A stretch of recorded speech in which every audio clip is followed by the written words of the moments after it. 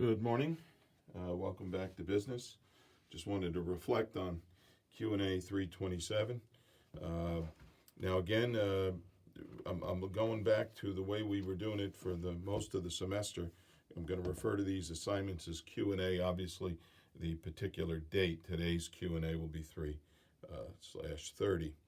And I just want to do a little review on Q&A 327. I'm really going to read a number of your responses from the submissions on this, and just to review this recent one. The first question on Q&A 327 had the SBA, the Small Business Administration. It's a United States government agency that provides support to entrepreneurs and small businesses. Its purpose is to bolster and promote the economy in general by providing assistance to small businesses. It's been in the news of late, along with the obviously the global health crisis we're feeling here. There's a tremendous economic impact, and many businesses, industries, many are feeling the effects of the coronavirus and all the closures and what's that causing and what kind of harm that's doing to business. And the Small Business Administration is getting involved and trying to create programs where they can get money to small businesses to sustain them or to hold them over, or give them interest, give them possibly even grants, but if they can give them loans with low interest or no interest to kind of tide them over. So that was the Small Business Administration. It asks about regarding buying a franchise versus buying an existing business. That's an interesting one, because franchise versus existing. Pros and cons. It's going to depend on the situation, but a franchise, you get more guidance. Again, I'm reading this off of a few submissions, but you have less control. Okay, get more guidance. Now, which costs more? It's going to depend. It's going to depend on the kind of franchise you buy and what kind of existing business that you're going to buy.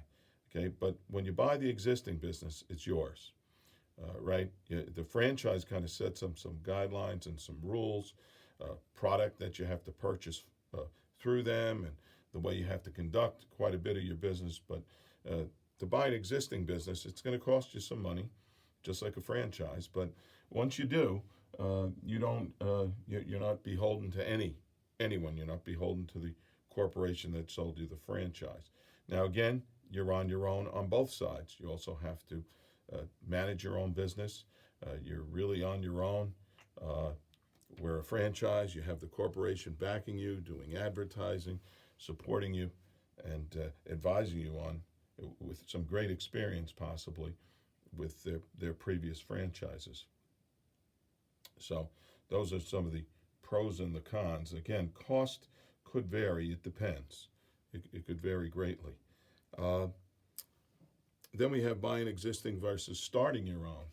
Existing versus starting your own.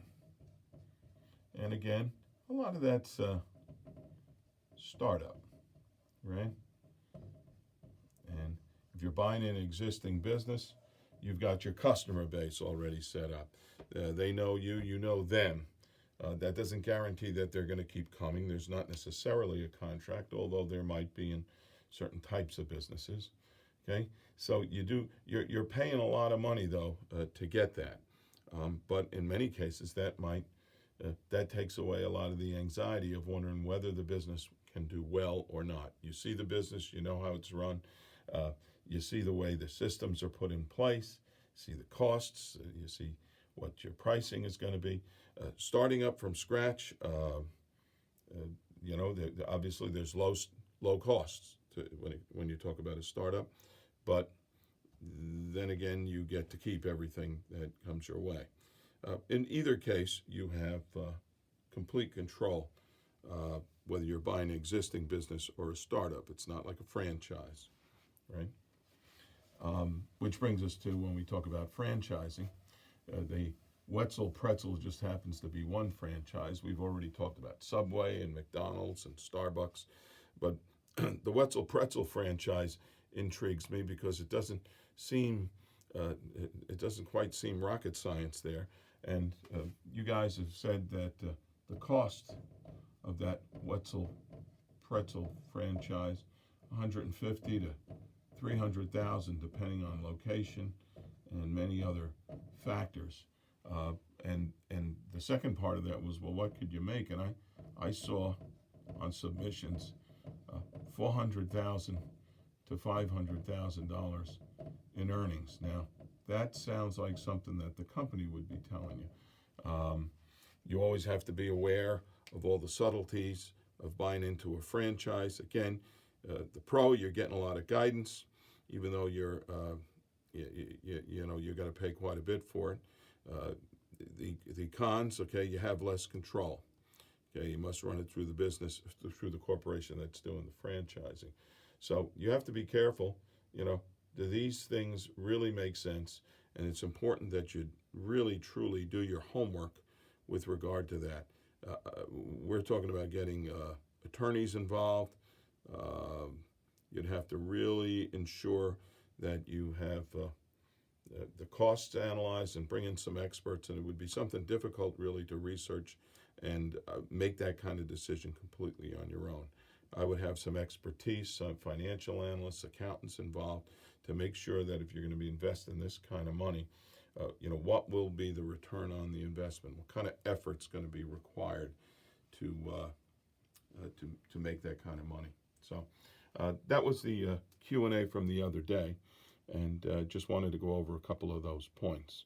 So today's Q&A kind of takes that a step a little bit further when we're talking about buying businesses and selling businesses and making investments in general in business.